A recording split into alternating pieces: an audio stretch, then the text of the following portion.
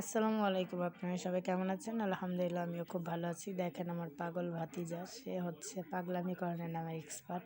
সে খুবই দুষ্ট। দেখেন আমার ভাবির বেবি হবে। তো এগুলো হচ্ছে ওর বাবা সব কিছু কিনে নিয়ে আসছে আগে থেকেই, কারণ বেবি হওয়ার বেশি সময় নেই এর জন্য। বাবুর জন্য অলিভ অয়েল, তেল, বাবুর জন্য ক্রিম, বাবুর জন্য শ্যাম্পু, বাবুর জন্য ফিটার। তো এগুলো নিয়ে ওই হচ্ছে দেখাচ্ছে আমাকে। আমি একটা ভিডিও স্ক্রিপ্ট নিয়ে নিলাম, কারণ আমার ছোটোখাটো ভিডিও বাচ্চাদের করতে বেশি ভালো লাগে। কারণ এই ভিডিওগুলো ওরা যখন বড় হবে তখন দেখলে বলবে আর হাসবে। তখন যদি ওদেরকে কিছু বলি যে তোরা এরকম করেছিস ওরকম করেছিস, তখন ওরা শিকার যাবে না যেমন এখন আমরা করি।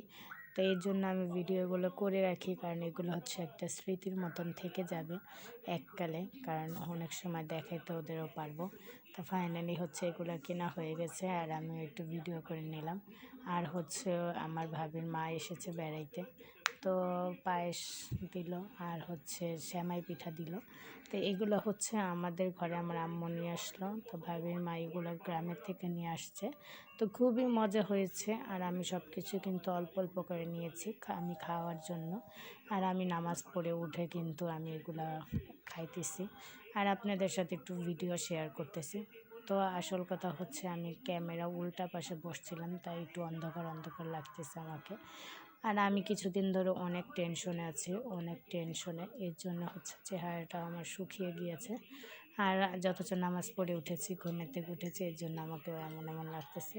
যাই হোক, যেমনই লাগুক, আমি যেমন তেমনই লাগবে।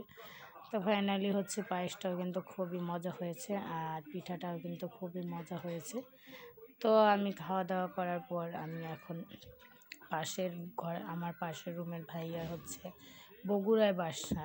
তো আমি চিন্তা করলাম বগুড়া থেকে ভাবি যখন বেবি হয়ে যাবে কিছুদিনের মধ্যে, তো ভাবির জন্য আর আমাদের জন্য একটা বগুড়ার দই নিয়ে আসলাম। তো এটা হচ্ছে ফুড ভিলেন্ট। দইটা কিন্তু এত মজা ছিল, আর বগুড়ার দই কিন্তু এমনি বিখ্যাত। আমার কাছে যে কোনো জিনিস বিখ্যাত, যেই জায়গার যেটা নাম সেটা আমার কাছে খাইতে বেশি ভালো লাগে আর বেশি আনন্দ করেও আমি খাই। তো দেখেন 1 কেজির দইটা, দেখেন পাতিলটাই এত বড় ছিল আর এত হাই ছিল, উঁচু ছিল। দই একদমই অল্প ছিল, কিন্তু খুবই মজা ছিল দইগুলা। ফাইনালি হচ্ছে সবাইকে নিয়ে আমি দইগুলো খেয়ে ফেললাম। তো আমার আম্মু, আমার আমার সবাইকে মিলে। সবাই ভালো থাকবেন। আসসালামু আলাইকুম।